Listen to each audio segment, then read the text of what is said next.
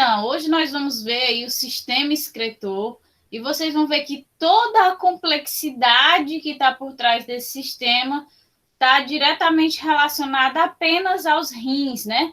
Os rins que vão ter várias estruturas macroscópicas e microscópicas anatômicas que nós devemos avaliar.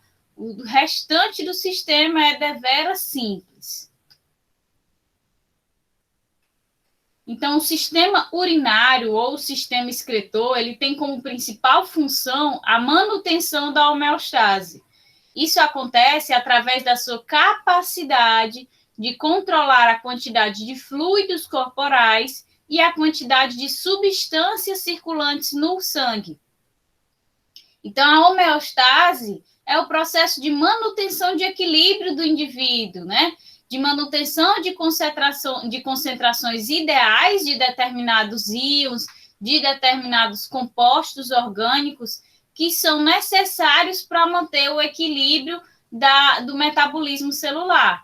Então, o sistema urinário está diretamente envolvido nesse processo, porque é através da produção da urina que ele vai realizar aí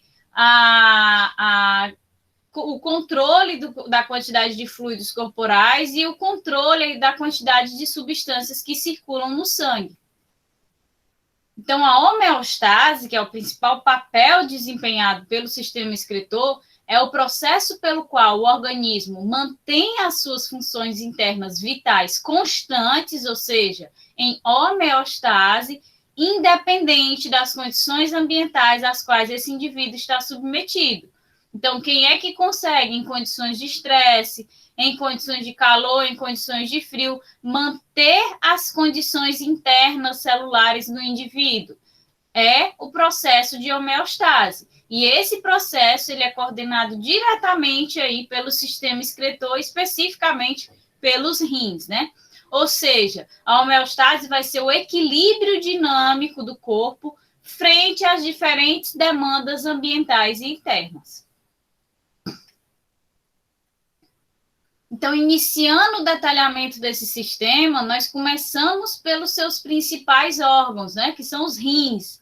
Então, os rins, eles vão ter um papel aí regulador, mas não é apenas o papel de regular o volume do plasma sanguíneo e, consequentemente, a regulação da pressão arterial, né? Ele vai ter o papel de regular variados fatores que nós vamos observar. Então, os papéis dos rins estão aí relacionados à regulação do volume de plasma sanguíneo.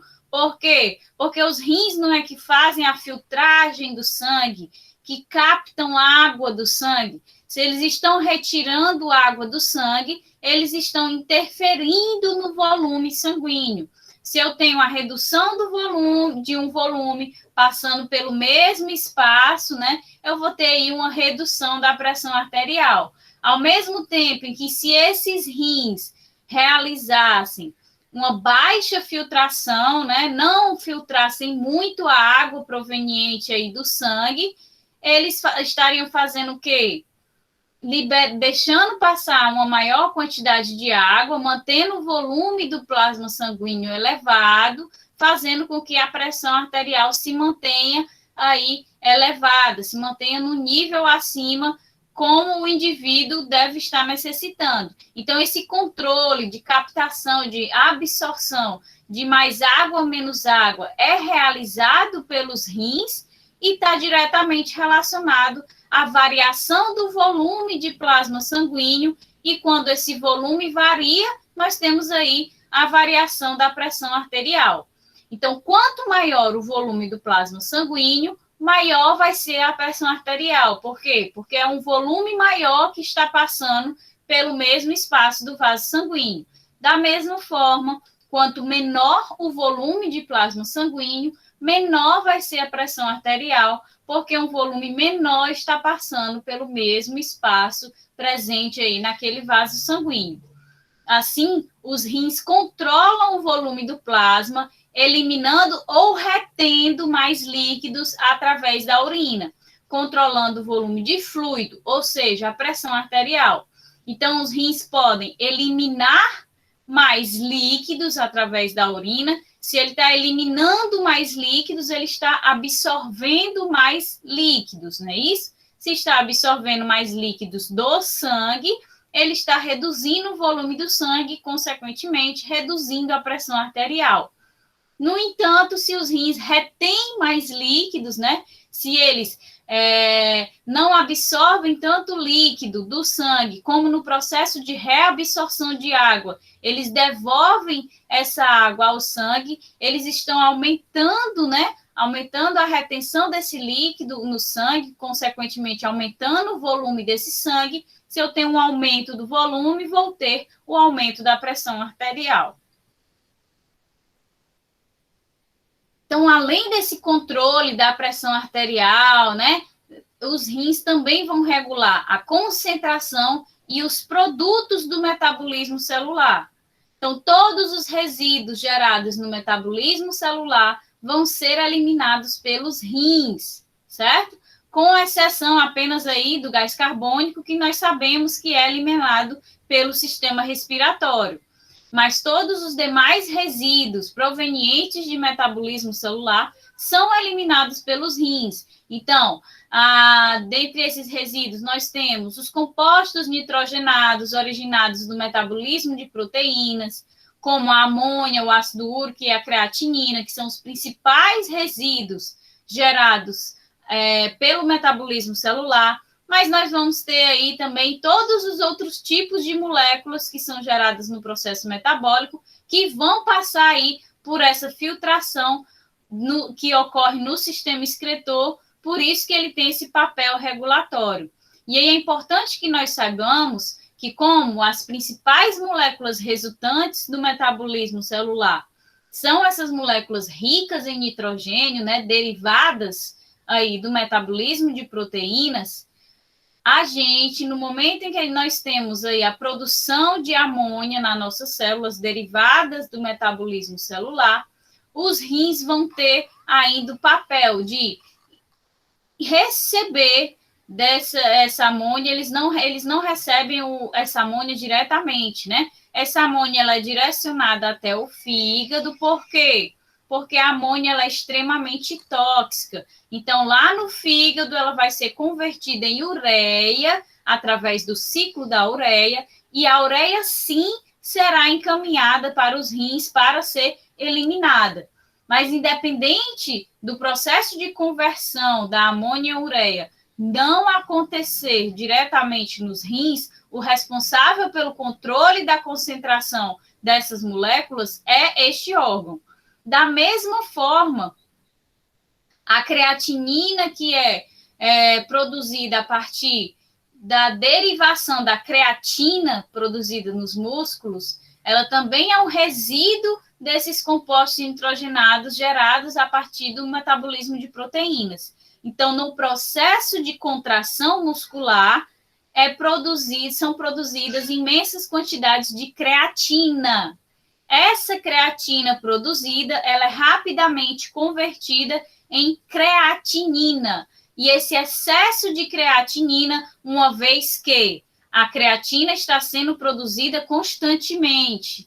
Concordam comigo? Por quê? Porque eu tenho contração muscular ocorrendo constantemente em todo o organismo. Seja nos demais tecidos moles, né, pela musculatura lisa, seja na contração ativa da musculatura esquelética. Então, a gente tem um processo de sustentação, tem um processo ali de contração do diafragma para a respiração. Então, todo o processo de contração muscular vai liberar creatina.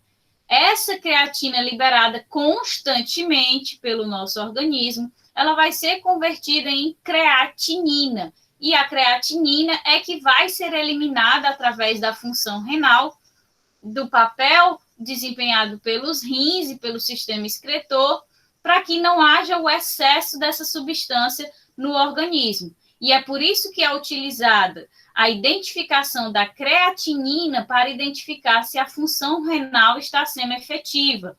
E como ela é produzida constantemente, né? O tempo todo ela está sendo produzida e eliminada devido à constância do processo de contração muscular. Então, se avalia a função renal, avaliando se a creatina está sendo liberada no processo de excreção. Se ela não estiver sendo liberada, significa que os rins não estão desempenhando o seu papel de forma eficiente, que há algum problema a ser investigado. No entanto, se essa creatina é eliminada constantemente, nós podemos observar que a função renal está com uma boa efetividade.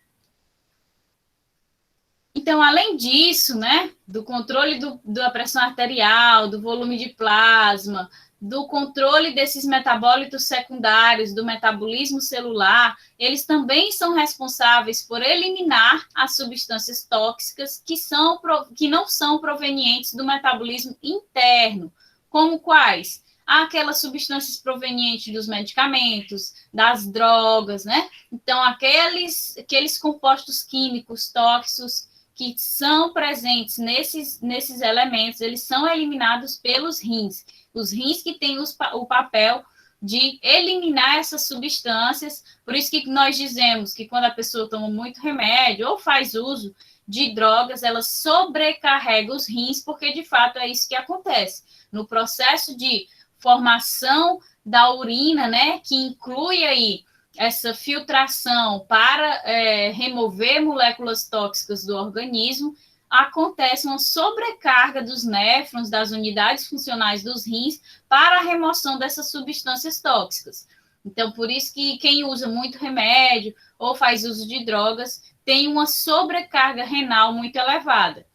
Então, os rins também eliminam substâncias boas para o organismo, que são as substâncias que não podem estar em excesso no corpo, que é aquilo que nós mencionamos sobre a homeostase, né? Ele faz a eliminação dessas substâncias boas, por quê? Porque essas substâncias, elas têm que estar em uma concentração ideal dentro do organismo. Não pode estar numa concentração acima nem abaixo. Então, se estiver em concentração acima, ele vai realizar a eliminação. Se não estiver se estiver numa concentração baixa, ele vai realizar a retenção, certo? Então, essas substâncias, elas precisam estar em uma concentração constante para não interferir na homeostase. Por exemplo, concentração de eletrólitos, né? H+, o íon bicarbonato, o sódio, que está envolvido em diversos processos de transporte pela bomba de sódio e potássio e transportes transmembranares. Então, esse íon é essencial na manutenção desse equilíbrio hidroeletrolítico do organismo. Vão controlar o pH justamente através do controle dessas substâncias no organismo, né, da concentração desses íons, porque se ele controla a concentração do H+ e do íon bicarbonato, ele vai controlar aí o pH do sangue. Ele não deixa que a concentração de H+ se torne muito elevada, porque se isso acontecesse, isso acidificaria o sangue, né? Uma concentração de H+ elevada. Da mesma forma em que se acontecesse o aumento da concentração dos íons bicarbonato, nós teríamos aí uma alcalinização do sangue. Então, os rins atuam no controle desse equilíbrio eletrolítico, tanto para manter a concentração das moléculas a concentração dessas moléculas de forma ótima e constante, devido aos processos de transporte transmembranares existentes entre as células, certo? Como além também de interferir no transporte entre as células, também controlar o pH, principalmente relacionando aí ao equilíbrio dos íons H+ e dos íons bicarbonato. Então, ainda é de responsabilidade dos rins a produção de hormônios, ou seja, ele vai ter função endócrina, certo? Os hormônios são a eritropoetina, que vai estimular a medula óssea a produzir células sanguíneas, certo? Produzir os macrófagos, os linfócitos T, as hemácias, certo? Então, esse hormônio gerado aí nos rins, ele vai produzir a eritropoetina, que tem esse papel de produção de células sanguíneas, e a renina, né? A renina, ela faz parte do sistema renina, angiotensina, aldosterona, que está envolvido no controle da pressão arterial e na manutenção da concentração de sódio em em termos ideais, em termos constantes, devido à necessidade da concentração do sódio estar em termos constantes, tanto para o controle da pressão arterial, uma vez que esse íon ele consegue puxar muita água ou muito solvente quando ele está em alta concentração, né? Como também ele é envolvido nos processos de transporte celular e por isso ele precisa desse controle refinado através da ação dos rins. Os rins também estão envolvidos na ativação da vitamina D através do controle das concentrações de cálcio e fosfato. Por quê? Porque ele vai atuar aí lá na matriz óssea, né? Juntamente aos osteoclastos, inibindo-os ou estimulando-os para reter fosfato de cálcio na matriz ou degradar o fosfato de cálcio da matriz, liberando esses íons no sangue. Então, essas são todas as funções que são desempenhadas aí pelos rins. Vocês veem que não é só filtrar o sangue e produzir urina. Tem uma série de funções extremamente essenciais ao metabolismo do organismo que esses órgãos desempenham.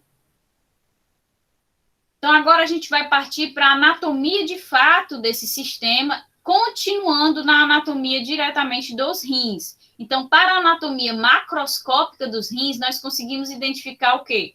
Que os rins, eles são órgãos retroperitoneais. Por que retroperitoneais? Porque eles vão se localizar por trás do peritônio que reveste o sistema digestivo. Então, todo o sistema digestivo é revestido por uma membrana de tecido conjuntivo chamada de peritônio. Os rins, eles vão se posicionar atrás da membrana do peritônio que recobre o sistema conjuntivo. Além disso, eles são órgãos pares, né? Nós temos 2 rins. Tem um aspecto vermelho amarronzados, com um formato similar ao feijão, apesar de ter um tamanho imensamente maior do que o de um feijão. Eles estão dispostos na região superior e posterior da cavidade abdominal, ou seja, tanto estão dispostos acima, ali embaixo das costelas flutuantes, como estão posicionados para trás, por trás do sistema digestivo, né? Por trás da membrana peritoneal. Eles estão localizados logo abaixo do diafragma, existindo um de cada lado da membrana vertebral, da coluna vertebral, desculpa, e eles estão protegidos aí pelas costelas flutuantes. Além da proteção de uma membrana, que a gente vai ver que existe recobrindo os rins, eles ainda vão ter essa proteção da caixa torácica atuando aí na proteção desses órgãos, que são órgãos sensíveis. Ainda na anatomia macroscópica dos rins, eles vão possuir uma membrana de tecido conjuntivo, como eu acabei de mencionar, revestindo-os com o intuito de quê? De proteção, né? Então, essa membrana é chamada de cápsula fibrosa. Então, a gente consegue visualizar que essa cápsula tem a mesma característica lá da pleura, que recobre os pulmões. Então, é uma membrana fininha que tem a capacidade de proteger esses órgãos do atrito. Os rins vão ter aí de 11 a 13 centímetros de comprimento, né? Então, bem maior do que um feijão, apesar do formato ser extremamente similar. Então, vai variar de 11 a 13 centímetros, dependendo da pessoa. Eles são formados por uma face anterior, que é voltada para frente, né? E uma face posterior, que é voltada para as costas do indivíduo. Ou seja, essa região aqui, ela vai ser voltada para a frente do indivíduo e a parte de trás dos rins é voltada para a região posterior do indivíduo. Além disso, né? Ele vai possuir 2 polos, um polo superior e um polo inferior, certo? Que é justamente a curvatura mais próxima ao músculo do diafragma, e a curvatura inferior vai ser aquela mais próxima aí dos seus demais órgãos do sistema excretor, né? O ureter, a bexiga. Então, além disso, ele também possui uma borda lateral convexa, né? Que é essa mais abertinha, é a mais abertinha, ou seja, convexa, e tem uma borda medial côncava. E aqui a gente faz o link. Não, eu não vi essa notícia, mas eu creio que aí ele só tem benefícios, né? Eles têm 3 órgãos para controlar, desempenhar todas as funções importantes que os rins desempenham. Então, se ele tem 3 formas de manter a homeostase do seu organismo. É muito bom. Se ele tiver problema em um, ele ainda fica com 2. Se vender, então, se dá muito bem. Eu acho que só traz benefício, não tem nenhum malefício de ter mais um rim, não. A não ser, né, que eu não sei, eu não vi que esse órgão esteja ocupando o espaço de algum outro órgão, esteja competindo por espaço, e aí a gente tem que os órgãos eles ficam perfeitamente encaixados dentro do nosso organismo, então talvez isso traga algum malefício, mas eu acredito que não, acredito que seja benéfico para o indivíduo mesmo. Tá certo. Então, ligando aqui com o sistema muscular, vocês viram na aula dos membros superiores e inferiores que eu mencionei para vocês que sempre que tiver uma divisão muscular e o músculo ficar posicionado para fora, né, para a lateral do indivíduo, ele vai ser chamado músculo lateral, né? E quando ele ficar posicionado para o centro do indivíduo, ou seja, o meio do indivíduo, não é o meio entre 2 músculos, é o meio do indivíduo, ele está posicionado para o centro do indivíduo, vai ser chamado de músculo medial.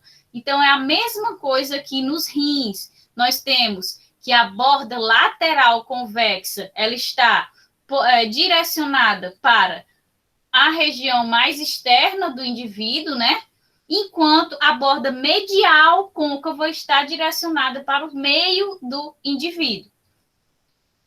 Então, na borda medial, nós identificamos uma depressão, e essa depressão é responsável por formar o hilo renal. E vai ser no hilo renal onde se insere o pedículo renal, que é formado por todas as estruturas que entram e saem do rim. Agora a gente retorna lá para o sistema respiratório, em que nós vimos que nos pulmões nós temos o hilo, né? Também lá na região dos pulmões, que também é uma depressão por onde se entram todas as estruturas do sistema respiratório, os brônquios, os bronquíolos terminais, bronquíolos respiratórios, os alvéolos, os capilares sanguíneos penetram por essa região do hilo pulmonar. Então, da mesma forma que o pulmão, nós também temos aqui que os rins têm essa região aí, tem essa região que é o hilo renal, por onde vai penetrar esse pedículo renal, que vai conter tanto vasos renais, né, que são os vasos sanguíneos renais, vai conter os vasos linfáticos e a pelve renal, que a pelve renal é a responsável por fazer a conexão entre a urina produzida nos rins e o ureter, né, o órgão seguinte do sistema excretor.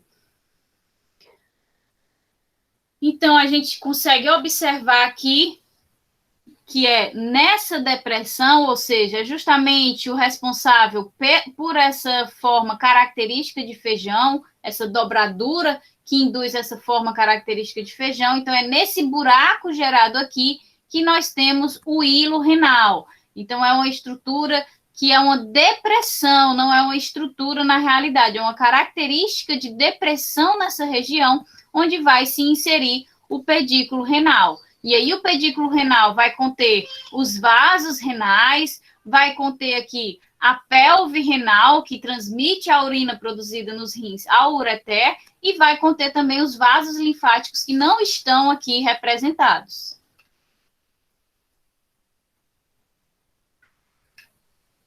Então, ainda dentro da anatomia macroscópica dos rins, nós temos que internamente os rins têm uma divisão por aspecto anatômico, onde uma região mais externa é chamada de córtex renal, e ela se diferencia da região mais interna, que é chamada de medula renal.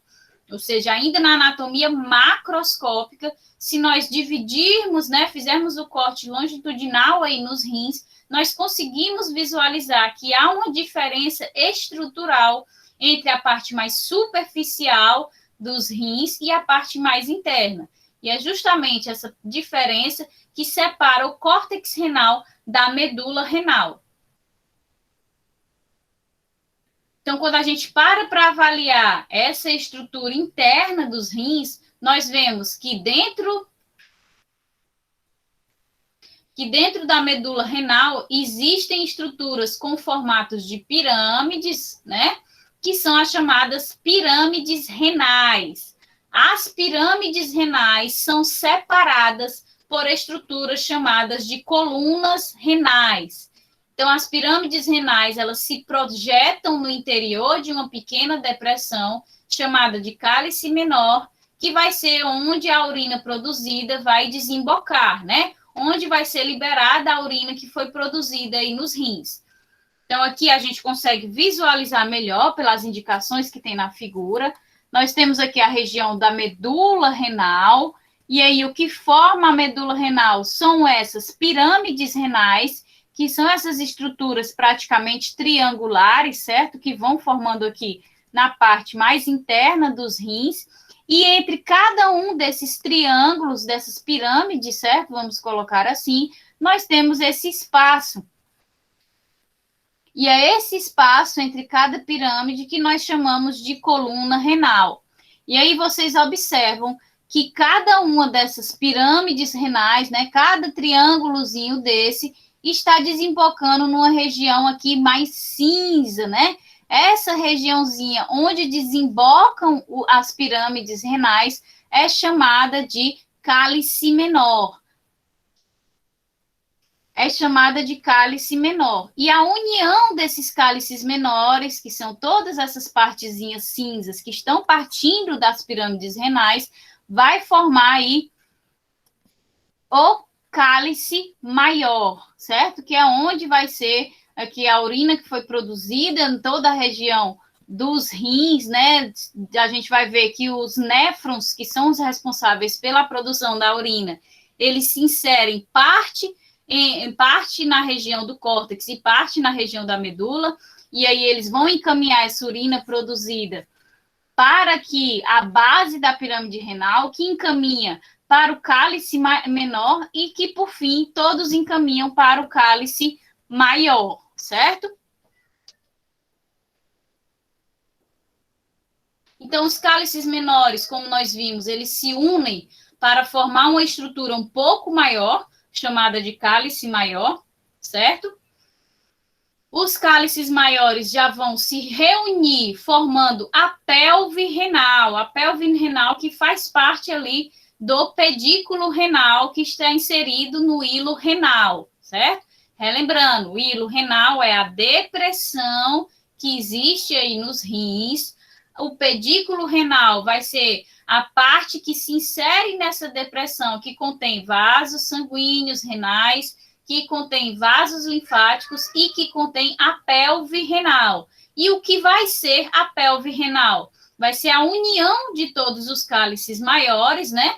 E aí é a estrutura que tem um formato de funil, aqui, ó, pelve renal, então o cálice maior se formou, e aí quando essa estrutura tem um aspecto de afunilamento para se dirigir ao ureter, você vê que a pelve renal é um pequeno espaço, né, de diferença entre o cálice maior e o ureter, então ele tem esse papel mesmo de funil para passar a urina que é produzida nos néfrons até a tubulação responsável por transportar a urina dos rins até a bexiga. E que tubulação é essa? É o ureter, né?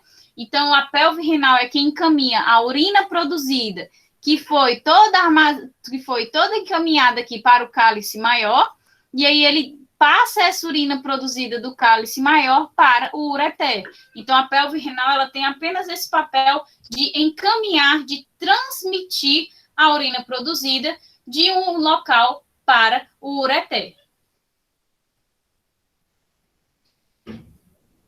Então, ainda nos rins, nós observamos uma estrutura vascular por onde todo o sangue do corpo passa para ser filtrado.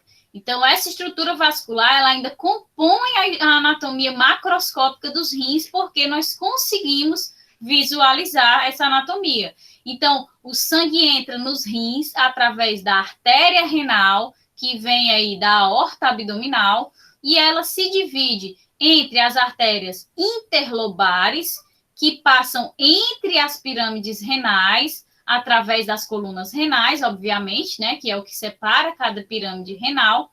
E aí, essas artérias que passam entre as colunas renais se dividem nas artérias arqueadas, certo? E aí, que ficam na região de transição entre o córtex e a medula.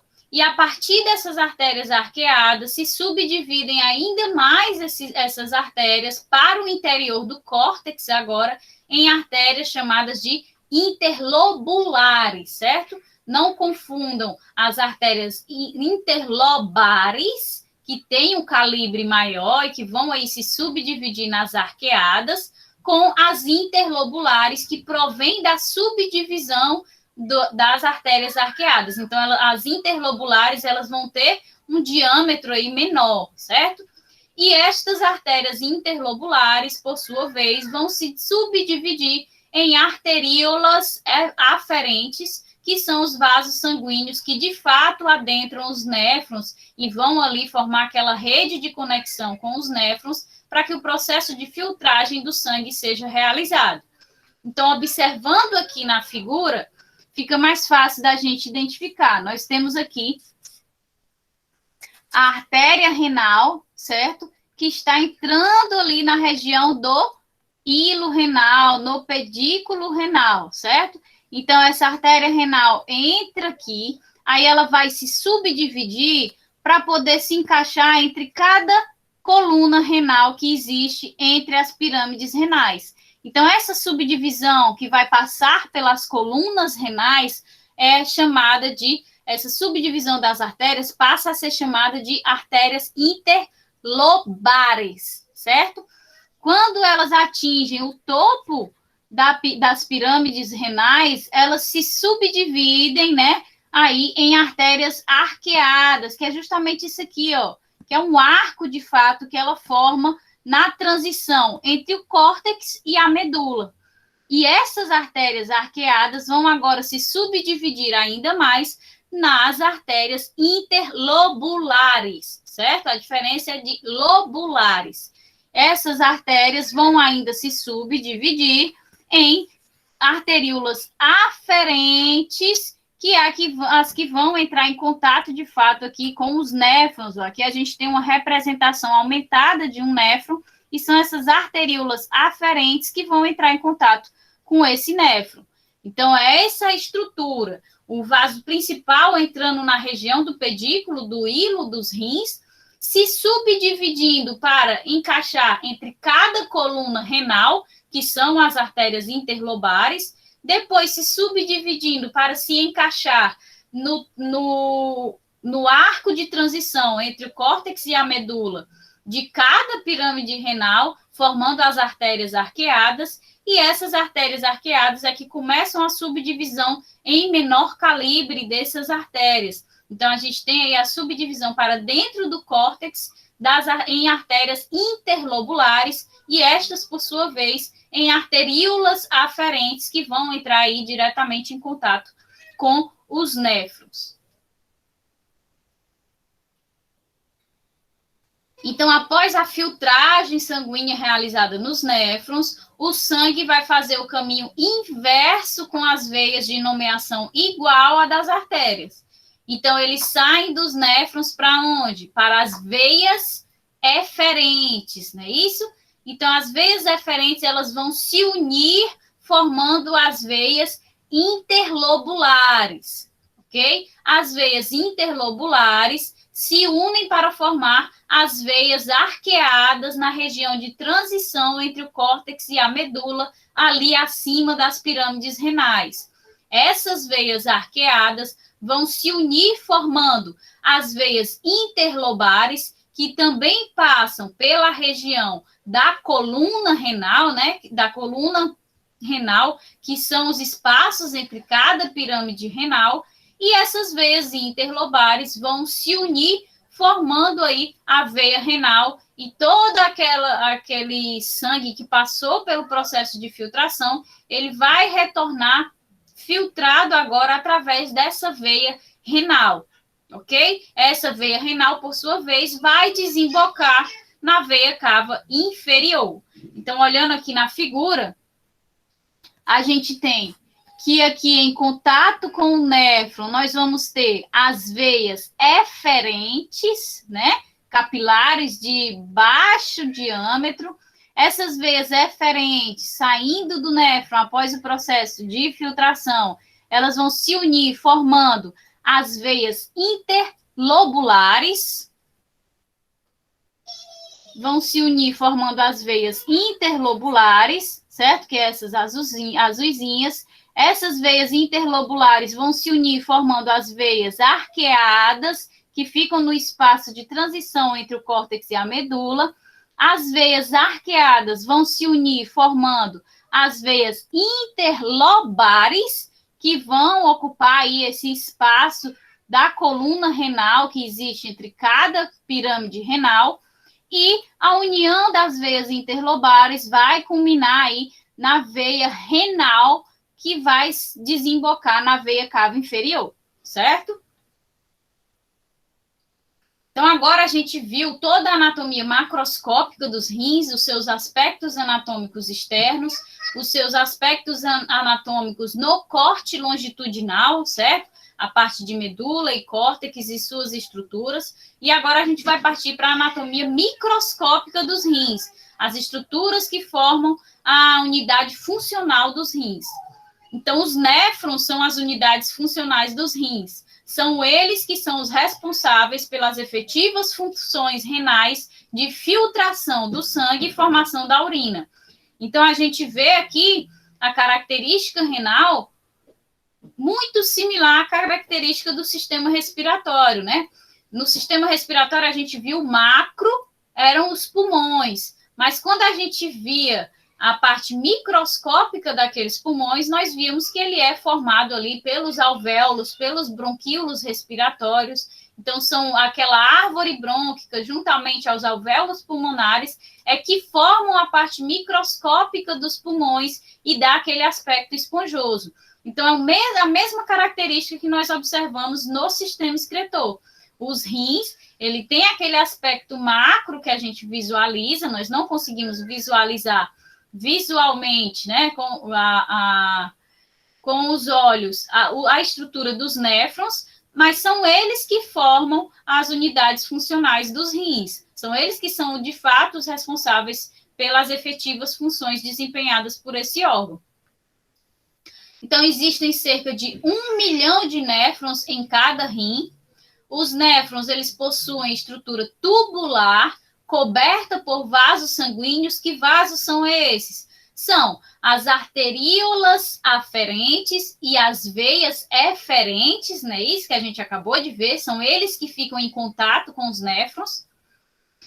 Então, essa estrutura tubular ela é coberta por vasos sanguíneos e é subdividida em duas regiões principais, o corpúsculo renal e os túbulos renais cobertos de capilares, chamados de capilares peritubulares. Então, a gente consegue visualizar aqui as duas partes principais, certo, do néfron. O corpúsculo renal é essa região aqui mais inchadinha, né, mais redonda, que é a interação do néfron com o glomérulo sanguíneo. E a segunda parte dos néfrons são os túbulos renais, que é todo esse emaranhado tubular aqui, que está unido aos capilares peritubulares sanguíneos, que formam o restante dessa estrutura renal. Então, o corpúsculo renal, que é a primeira parte que forma aí essa unidade funcional dos rins, ele é formado por um enovelado de vasos sanguíneos, formado a partir das arteríolas aferentes, que é chamado de glomérulo, certo? O corpúsculo ainda vai possuir uma estrutura capsular que tem o papel de envolver esse glomérulo e é chamada de cápsula de Bowman, certo? Então, o sangue que chega ao glomérulo, ele passa para a cápsula de Bowman através do processo de filtração glomerular, gerando filtrado glomerular, que é a primeira fase aí do processo de filtração do sangue para originar a urina. Mas por que ele é chamado de, se é a filtração do sangue que chega aos rins, por que ele é chamado de filtrado glomerular? Vocês vão já ver que a urina eliminada no nosso corpo, ela não é formada unicamente pelo processo de filtração do sangue. Existem uma série de outros processos envolvidos na formação da urina. Então, no processo de filtração de sangue, nós temos a formação do filtrado glomerular. Para a formação da urina, nós vamos ter a adição de diversas substâncias e esse processo de adição ou de remoção de substâncias na formação da urina em si, ele está envolvendo aí o processo de reabsorção e de secreção de substâncias pelos túbulos renais. A gente vai já ver. Então, o filtrado glomerular, ele passa para a estrutura tubular e ele primeiro vai passar pelo túbulo contorcido ou contornado proximal. Depois de passar pelo túbulo contorcido proximal, ele vai para a parte descendente da alça de Henle. Depois, ele parte para a parte ascendente da alça de Henle. E, por fim, ele chega ao túbulo contorcido ou contornado distal, que termina aí encontrando o ducto coletor da urina, que é quem vai encaminhar para a pelve renal a urina formada nesse néfron. Então, a gente tem aí 4 subdivisões, né, da estrutura do néfron. Nós temos o corpúsculo renal, que vai realizar a filtração do sangue, que chega ali pelo glomérulo e passa para a cápsula de Bowman, gerando o filtrado glomerular. Esse filtrado glomerular entra agora na segunda parte da estrutura do néfron, que é o túbulo contorcido proximal, né, porque ele está mais próximo da cápsula glomerular. Depois de passar pelo túbulo contorcido proximal, ele passa para a alça de Henle, que tem 2 nomenclaturas, né? A parte que desce é a parte descendente da alça de Henle, e a parte que sobe, obviamente, a parte ascendente. E aí, depois de passar por essa terceira estrutura do néfron, ele finalmente chega à última estrutura, que é o túbulo contorcido distal, e vai passar novamente pela estrutura tubular do néfron. Então, esse ducto coletor, ele vai recolher a urina, né? Que é o que a gente viu no final. A gente tem o túbulo contorcido distal, que vai encontrar o ducto coletor, que faz a coleta de urina. Então, esse ducto coletor, ele recolhe a urina em si, que vai ser o filtrado glomerular, mais as diversas substâncias que são trocadas na estrutura tubular dos néfrons, no processo de reabsorção e secreção, e ele recolhe a urina de diversos néfrons, né? Não existe um ducto coletor para cada néfron. Existe um ducto que coleta a urina de vários néfrons, certo? Então, existem dois tipos de néfrons, certo? Os mais próximos da medula, que são chamados de, ou seja, das pirâmides renais, né? Os mais próximos das pirâmides renais, que são chamados de néfrons justaglomerulares. Eles são mais numerosos e eles estão mais próximos das pirâmides renais, ou seja, da medula, porque a alça de Henle deles é maior. Então, a gente observa aqui, né, que esse néfron justaglomerular, ele tem uma alça de Henle penetrando mais na região da pirâmide renal. Enquanto o outro tipo de néfron são aqueles mais próximos da parte externa, ou seja, do córtex do rim, e eles são chamados de néfron-corticais. Aqui a gente observa que a sua maior parte está posicionada, localizada na região cortical dos rins. Então, a gente vai compreender como ocorre a filtração glomerular, né, a filtração do sangue ali na região de transição entre o glomérulo e a cápsula de Bowman, reconhecendo essas estruturas anatômicas que vão formar esse processo de filtração glomerular. Então, existem barreiras de filtração glomerular que existem de dentro para fora, né? Por isso que vai realizar o processo de filtração glomerular. Então, a primeira barreira é aí uma camada de tecido endotelial que possui poros para a filtragem do sangue. Por que tecido endotelial? Porque é o tecido ali do sangue, né? Daqueles capilares sanguíneos que estão ali posicionados naquela região. Então, o sangue ele vai passar pelo endotélio do capilar e justamente esse endotélio do capilar, que é essa região amarelada que vocês estão vendo aí na figura, ele possui poros que estão relacionados à filtragem do sangue. Então, esses poros, eles permitem a passagem de moléculas específicas, que nós não vamos detalhar, porque aí já é a parte de fisiologia, nos interessa as estruturas, né? Então, esse processo, ele permite a passagem de diversas moléculas e de água, mas impede a passagem de quê? Das moléculas do sangue. Esses poros, eles têm tamanhos específicos que impedem a passagem de moléculas sanguíneas. Então, o que passa são os demais metabólitos que estão ali presentes no sangue e a água.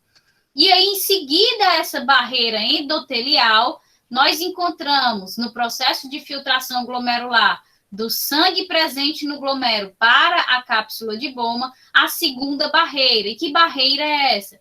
É a membrana basal, né, do glomérulo, certo? Então, essa membrana basal vai atuar aí, principalmente impedindo que haja a passagem de proteínas de grande tamanho, né? Então, ele passa todas as outras moléculas que já haviam passado pela barreira endotelial, passa a água também, porém, as proteínas de tamanho macroscópico, ele impede essa passagem.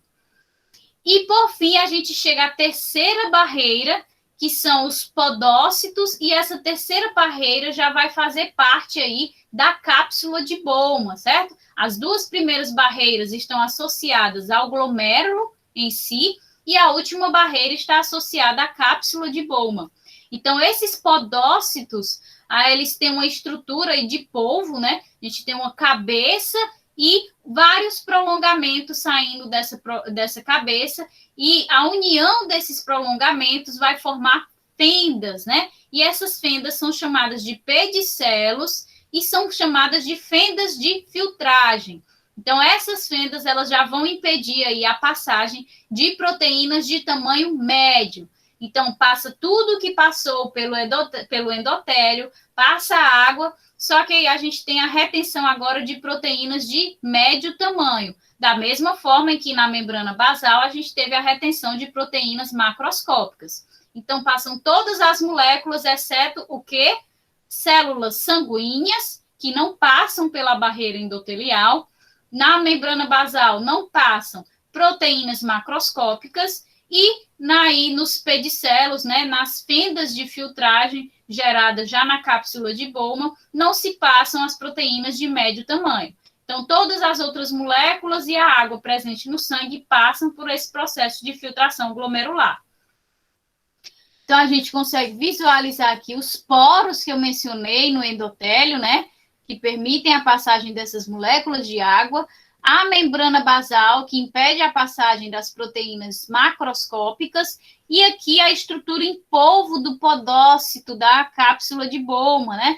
Tem essa cabeça, vamos dizer assim, e esses prolongamentos vão formando aí entraves, conexões que formam essas fendas, chamadas de pedicelo, certo? Então, essas fendas, elas vão evitar a passagem de proteínas de médio tamanho.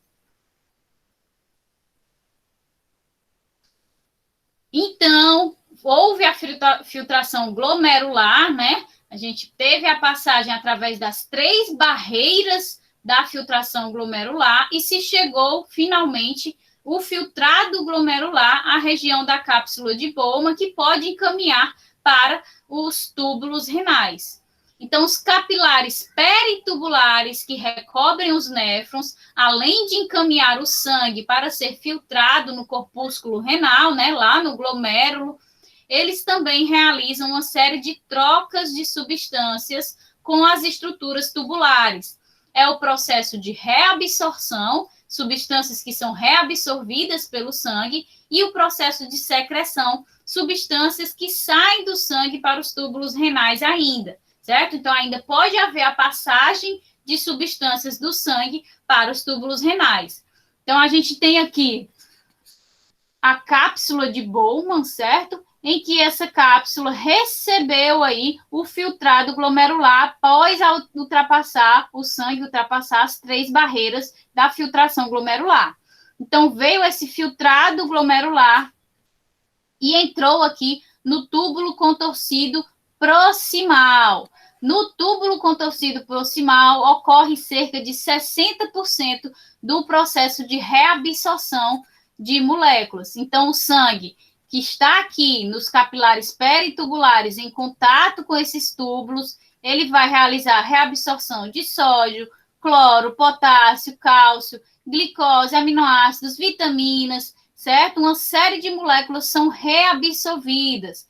Mas também no túbulo contorcido proximal, a gente também, em taxas menores, né? Mas a gente também tem a ocorrência de secreção, ou seja, a absorção de mais moléculas do sangue para os túbulos renais. Que moléculas são essas? Principalmente H+, toxinas de drogas, de medicamentos começam a ser assimiladas aqui no túbulo proximal, certo? Então, para o controle do pH, para o controle da concentração dessas substâncias no organismo. E aí, a gente tem a caída aqui na alça de Henle, na região descendente da alça de Henle. Essa região descendente da alça de Henle é uma região riquíssima em aquaporinas. Aquaporinas são transportadores de água. Então, é onde aquele filtrado glomerular, que já teve aí a adição de H+, de toxinas de drogas, bem como teve a reabsorção, ou seja, ele perdeu componentes como sódio, cloro, potássio, aminoácidos, vitaminas, né? Quando passou aí pelo túbulo contorcido proximal. Então, quando ele chega na alça descendente com essas novas características, ele vai agora perder água através do processo de reabsorção de água pelo sangue. Então, essa região descendente da alça de Henle é rica em aquaporinas que vão passar essa água de volta ao sangue, certo? E no túbulo ascendente da alça de Henle, a gente já vai ter aí, em vez de envolver o processo de transporte de água, nós vamos ter aí o processo de reabsorção, mais uma vez, de moléculas de sódio, cloro, potássio, principalmente íons, certo? Então, a gente já teve o início, era o filtrado glomerular, ele passou por um processo de reabsorção de íons e moléculas, depois ele passou por um processo de secreção de íons e toxinas, ele passou pela parte descendente da alça de Henle, passando pelo processo de reabsorção de água. Na parte ascendente da alça de Henle, ele passou por mais um processo de reabsorção de íons, e aí ele chega finalmente, né, com a composição completamente diferente do filtrado glomerular inicial, ele chega ao túbulo contorcido distal, onde ele vai passar por processo de secreção de íons como H+, e K+, vai passar pelo processo de reabsorção de outros íons e também de água, certo? Também é uma região que tem riqueza na presença de aquaporinas. E aí, depois desse processo de secreção e reabsorção finais que ocorrem no túbulo distal, finalmente a urina está finalizada. Então, todos os processos que o filtrado glomerular passa através dos túbulos renais, eles vão acarretar na produção final da urina, e vai ser a urina, de fato, agora que vai ser encaminhada para o ducto coletor, certo?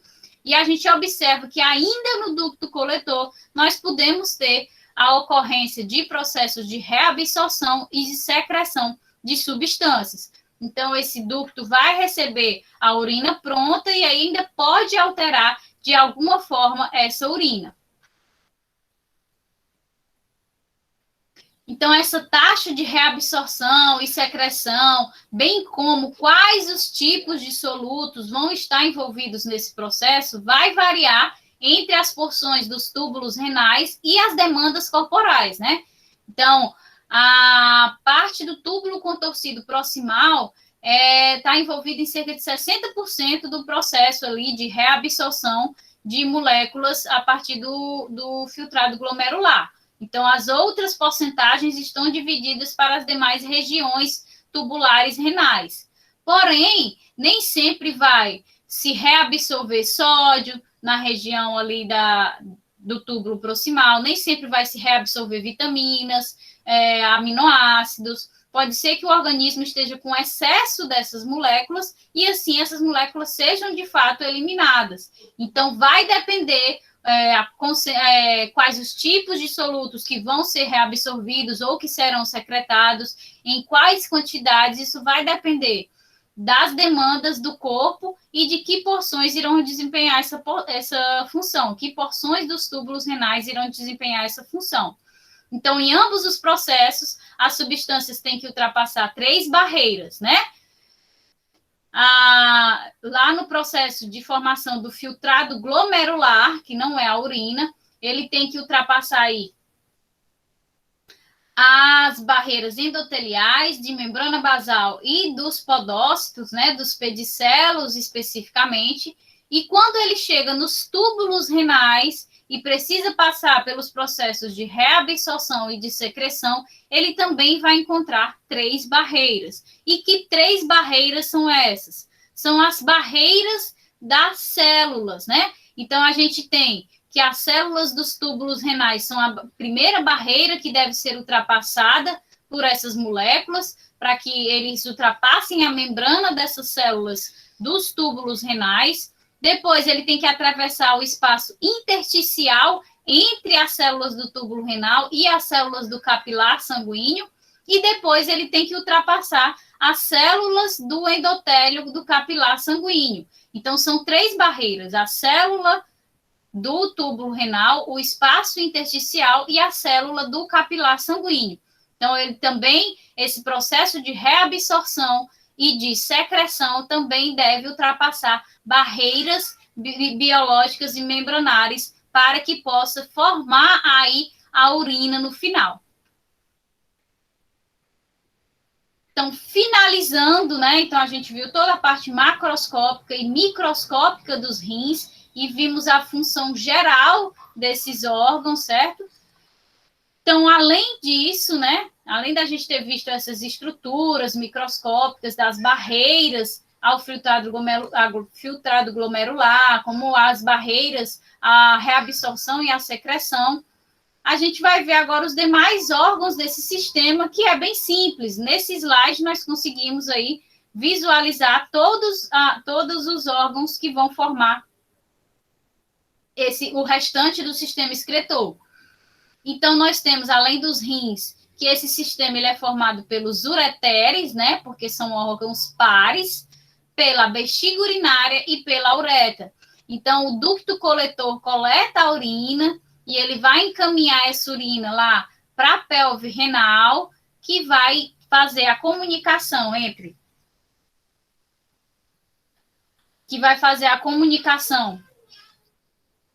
o rim, né,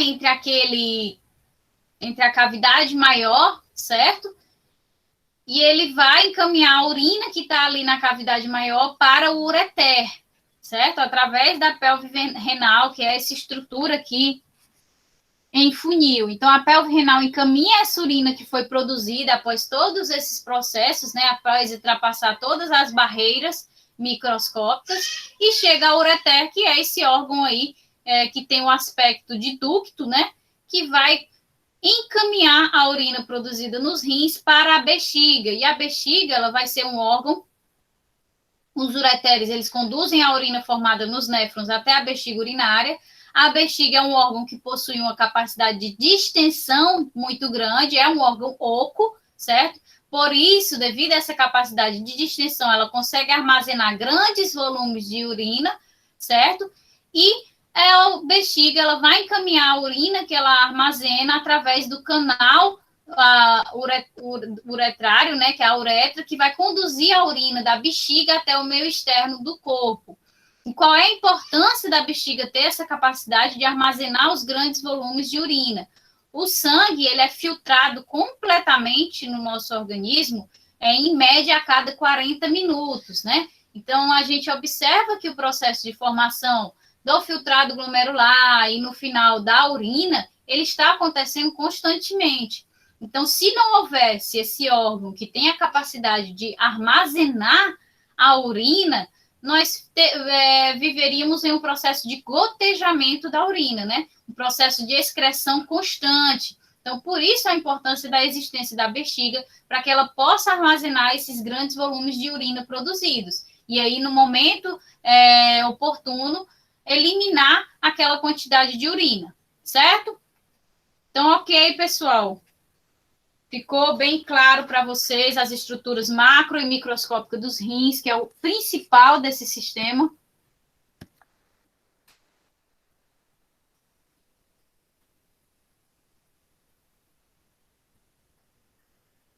Pronto, eu já coloquei lá no Classroom os slides, certo? E já coloquei a atividade, que vai ser mais uma vez a atividade de desenho. E aí fica a cargo de vocês o que vocês vão escolher. Se vão ser os 4 órgãos do sistema excretor, né? Rins, ureter, bexiga e uretra, ou se vocês vão escolher 4 componentes aí das estruturas renais.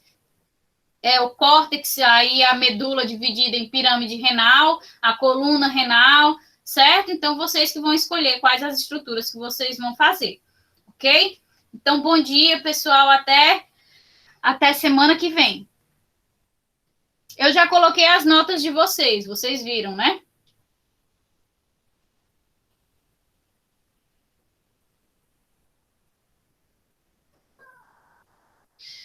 Pronto, show de bola, tá ok. Bom dia, gente.